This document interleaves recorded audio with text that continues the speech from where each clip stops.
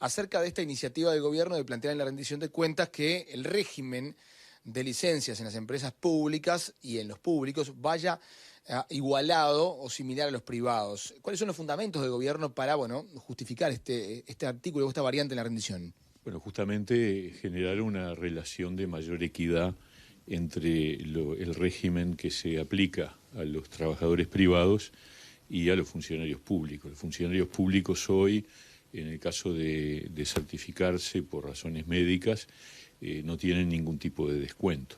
Eso hace una diferencia significativa con el sector privado, en donde el trabajador privado que se certifica a partir de los 3 primeros días no tiene derecho a cobrar nada, y a partir del 4º ingresa en el subsidio por enfermedad, que equivale al 70% de su salario. Entonces, la propuesta que ya estaba planteada en el 2020, se estuvo discutiendo en la discusión presupuestal, luego por razones de que la pandemia había justamente afectado todo el tema de la salud y de alguna manera era importante esperar a volver a tiempos más normales. Finalmente en esta rendición de cuentas se incorpora un régimen que sigue siendo mejor que el de los privados, porque el subsidio equivale al 75%, es un poquito más que en el sector privado. Y la idea es que a partir de enero del año próximo empiece a funcionar. ¿Esto tiene que ver con que de pronto el gobierno detecta algunos abusos en pedidos de licencias médicas por parte de los funcionarios públicos? Bueno, hay un número importante de certificaciones.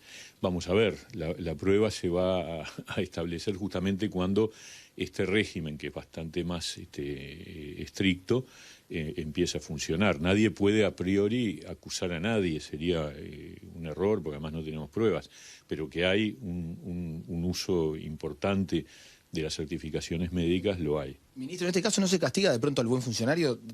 Por ejemplo, en un caso de un funcionario público que no falte nunca, por ahí se enferma, tiene un tema de salud y por ahí se le descuenta, como de pronto se le descuenta que falta muy seguido. ¿Cómo evalúan eso o cómo lo pueden manejar? Sí, no es que se lo castigue, es que simplemente pasa a tener un régimen de cobertura, de subsidio por enfermedad, que repito, que incluso es un poquito mejor que el del sector privado. A su vez, el régimen promueve la posibilidad de que ese funcionario público, en el caso de enfermarse una vez en el año, va a tener un saldo de días para cubrir esos primeros 3 días que no están cubiertos, que no están cubiertos en el régimen general. Ya si se enferma dos veces o 3 veces, bueno, ahí ya empieza a haber una dificultad. ¿Cuántos días son, ministro? La propuesta en la propuesta legislativa que se mandó al Parlamento implica que los funcionarios que ya sean funcionarios cuando entren en vigencia el nuevo régimen tengan 5 días para cubrir en el año, o sea que le permite cubrir los 3 primeros días en el caso de la primera certificación y 2 de la segunda. Y transcurrido el primer año se pueden incrementar 3 días más hasta un tope de 15. Hay una especie de cuenta corriente de días para cubrir ese hueco de los 3 primeros días. Para que se entienda, yo si fuera funcionario público, me enfermo, falto 4 días, pero los primeros 3 me los cubre ese subsidio o esa ida y vuelta de días. Ese banco de días. Y si falta una segunda vez, 2.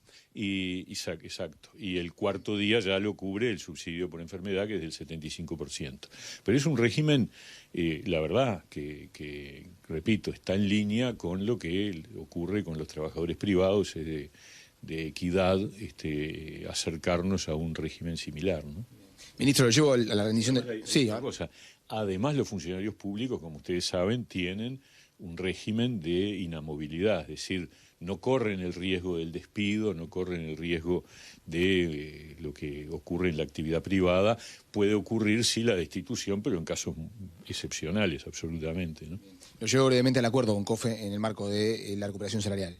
Sí, bueno, para nosotros es una gran satisfacción como Ministerio de Trabajo y del Gobierno en general, porque es demostrar que lo que hemos dicho que era un compromiso, que era que la pérdida salarial que se generó por impacto, por efecto de la pandemia, se iba a recuperar. Bueno, la firma con COFE y con la Coordinadora de Sindicatos de la Enseñanza demuestra que efectivamente el gobierno cumple y que en el transcurrir de los años que quedan, ya empezó en realidad, porque en este año hay que recordar cuando se dispara el aumento de enero de los trabajadores públicos, de funcionarios públicos, hay un componente de 1.2% de recuperación.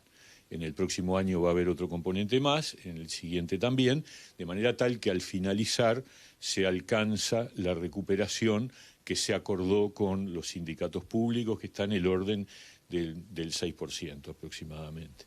Muy amable, ministro. Un gusto, encantado.